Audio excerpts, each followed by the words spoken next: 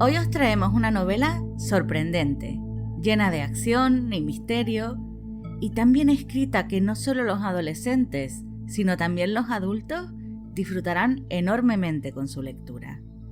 Se trata de El árbol de las mentiras, un libro escrito por Frances Hardinge, con ilustraciones de Chris Riddle y publicado por la editorial Bambú.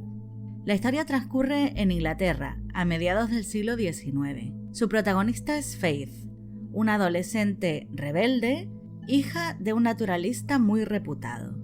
Cuando su padre aparece muerto, todos creen que se trata de un suicidio, pero ella está decidida a demostrar que no, que en realidad fue asesinado.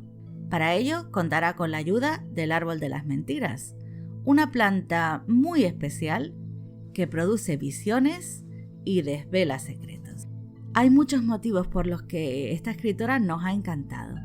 Uno de ellos es lo bien que construye los personajes. Realmente es sensacional cómo consigue engañar al lector, porque en esta historia casi nadie es lo que parece, y llega un momento en el que ya no sabes a quién creer, tampoco sabes de quién te puedes fiar.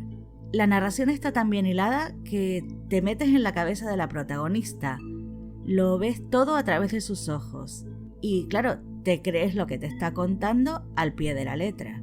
Y no es que ella mienta, todo lo que cuenta es verdad, pero no siempre acierta en su forma de interpretar sus descubrimientos. Y por eso el giro final es a la vez muy sorprendente, pero también lógico. Todas las semillas, todas las pistas estaban ya sembradas, pero no las habíamos visto. Como decía, los personajes son muy creíbles. Aunque no te guste su comportamiento, puedes entenderlo. Sabes que los mueve, incluso es posible identificarse con todos y cada uno de ellos en algún momento. Pero sin duda Faith es quien resulta más interesante, sobre todo porque su evolución está muy bien narrada. Nos fascinan su ingenio, su inteligencia, pero más aún el gran cambio que experimenta. Al principio es una niña inocente, se siente muy culpable porque espía a escondidas y sobre todo porque no consigue encajar en el molde de lo que tiene que ser una señorita. El texto transmite con mucha intensidad su dolor, el dolor que siente por la discriminación que sufre, por la frialdad de sus padres, por la represión que le imponen tanto la sociedad como la religión, pero poco a poco aprende a aceptar la realidad. Renuncia al amor, deja de buscar aprobación y se decide a ser ella misma. Al igual que su mascota, la serpiente, también Faith cambia de piel. En ese sentido, esta novela es una historia de crecimiento que narra el paso de la infancia a la adolescencia y el proceso de maduración de su protagonista. Pero El árbol de las mentiras es muchísimo más que eso, porque lo más importante en esta historia es la investigación del crimen, que engancha desde el principio. Está llena de sorpresas, tiene giros inesperados y sobre todo el formato es realmente original. Porque cada vez que Faith come un fruto de esa planta secreta, experimenta unas visiones totalmente surrealistas, que atrapan al lector porque le invitan a descifrarlas. Dan mucho juego a especulación, a dejar volar la imaginación y a ver qué entiendo yo con estas imágenes que me están transmitiendo. Es un libro que en ese sentido invita al lector a participar, a involucrarse. Claro, no todos son visiones. Faith también realiza observaciones detectivescas más tradicionales y lo combina con análisis científicos que están descritos en un lenguaje simple, ameno, resultan muy interesantes y en ningún momento hacen que la lectura sea densa. Al revés, todo fluye con mucha naturalidad. El árbol de las mentiras además es una novela histórica muy bien documentada. Las descripciones, los nombres de los instrumentos científicos, la ropa, los diálogos, todo te traslada al siglo XIX. Y algo que me gusta mucho es que esta coherencia se mantiene durante toda la historia. No hemos detectado ningún elemento demasiado moderno, nada que resulte poco creíble. Al revés, la ambientación es perfecta. Además tiene un toque gótico y algunos momentos bastante oscuros que resultan muy atractivos. Tampoco faltan las supersticiones, por ejemplo, la costumbre de tapar todos los espejos cuando alguien muere o la creencia en fantasmas. De hecho, la muerte está muy presente en esta obra. También hay referencias, por ejemplo, a la altísima mortalidad infantil, a las leyes sobre el suicidio o a que era necesario velar el cadáver para asegurarse de que no se enterraba vivo a nadie. Como detalle curioso, en la investigación resulta muy importante la fotografía post-mortem. Nos gustó mucho ese elemento. Pero también hay otros aspectos que la novela retrata con mucho acierto, como la diferencia entre las clases sociales.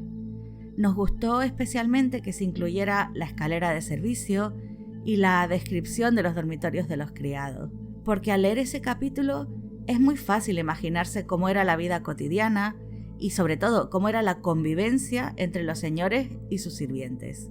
Por cierto, me gusta que la autora incluya ese poder que tenían los empleados para descubrir los secretos más turbios de sus jefes y utilizarlos para arruinar su reputación. Pero en todo momento la narración se mantiene realista y también denuncia el trato humillante que sufrían sobre todo las criadas y la desigualdad ante la ley. Faith reflexiona y dice: si yo me peleo con alguna de mis criadas, ellas siempre tendrán las de perder. A mí se me perdonan cosas que a ellas no. Esta novela trata muchos temas interesantes. Por ejemplo, lo complejas que pueden ser las relaciones familiares, incluso cuando son tan bonitas como la de Faith con su hermano pequeño, que es entrañable y da lugar a las páginas más tiernas de la novela. También llama mucho la atención cómo se educaba a los niños, porque apenas se relacionaban con sus padres. De hecho, los padres realmente no se puede decir que los conocieran. Por supuesto, la religión tiene un papel fundamental en la trama. La autora reflexiona, por ejemplo, sobre cómo la pérdida de la fe y las dudas sobre Dios pueden llevar a un sacerdote a límites insospechados. Y esto se relaciona con los debates científicos entre creacionistas y evolucionistas. Es una delicia leer estos diálogos, porque transmiten toda la angustia y el miedo que sentían muchísimas personas a causa de los descubrimientos de Darwin. Porque hasta ese momento la gente sabía que Dios creó al hombre para gobernar la Tierra, pero el avance de la ciencia demostró que el ser humano no había vivido siempre en el mundo, y eso implicaba que ya no seríamos la criatura más gloriosa, sino simplemente un animal más. Por una parte, era imposible creer que la Biblia mentía, pero por otra parte los fósiles tampoco mentían, y la historia que contaban era muy diferente. Puedo entender realmente esa sensación de desconcierto, de perder tu lugar en el mundo. Está muy bien reflejada y es un tema que nos ha resultado interesantísimo y muy digno de reflexión, porque se pueden hacer incluso paralelismos con el momento social que vivimos hoy en día. Junto con la ciencia, el tema principal del Árbol de las Mentiras es el feminismo. La autora consigue integrarlo de una manera muy natural en la historia, simplemente relatando hechos cotidianos. Por ejemplo, vemos que a Faith no se le permite asistir a tertulias científicas, porque se acepta como una verdad indiscutible que las mujeres no pueden ser inteligentes. Y nos ha gustado muchísimo el uso de un elemento tan simple como la ropa, porque hay varias escenas en las que Faith no puede hacer lo que quiere o lo que necesita simplemente porque sus vestidos le impiden montar a caballo, le impiden acceder a determinado lugar porque no puede trepar con esa ropa puesta, le impiden incluso escapar de sus perseguidores. La ropa como símbolo de la prisión en la que vivían muchísimas mujeres y niñas en aquella época. En esta obra no se menciona a las sufragistas, tampoco se habla de la emancipación ni de la lucha por la igualdad, pero se retrata con mucha claridad la humillación continua que sufrían las mujeres. Os leo un fragmento. Desde el día en que nace, un niño está en deuda con los padres que le dan casa, ropa y aliento. Un hijo puede llegar a saldar esa deuda, haciéndose un lugar en el mundo o mejorando la riqueza de su familia. Pero tú, como hija, nunca podrás saldarla. Nunca servirás con honor en el ejército. Nunca destacarás en ciencias, ni te harás un nombre en la iglesia o el parlamento, ni estudiarás ninguna carrera para ganarte la vida dignamente. Nunca serás nada salvo una carga y un dispendio para mi bolsillo. Incluso cuando te hayas casado, tu dote dejará un agujero en las arcas de la familia. Nos parece un fragmento muy potente. Sin embargo, El árbol de las mentiras también transmite un mensaje de esperanza. Hay distintos modelos de mujer en la novela y cada una lucha a su forma. Faith no es la única que se niega a adaptarse al canon. Como veis, este libro nos ha encantado. Es perfecto para lectores mayores de 14 años porque tiene muchísima acción, misterio, giros sorprendentes, un toque de fantasía y un final impredecible que nos dejó con la boca abierta. Si sois de esos adultos que no leen literatura juvenil, os recomendamos hacer una excepción con esta novela, porque está muy bien escrita y el talento de la autora es innegable. De momento no se ha traducido toda su obra, pero si como a nosotros os apetece seguir leyéndola, tenéis otros 3 títulos disponibles en castellano: La voz de las sombras, La canción del cuco y La luz de las profundidades.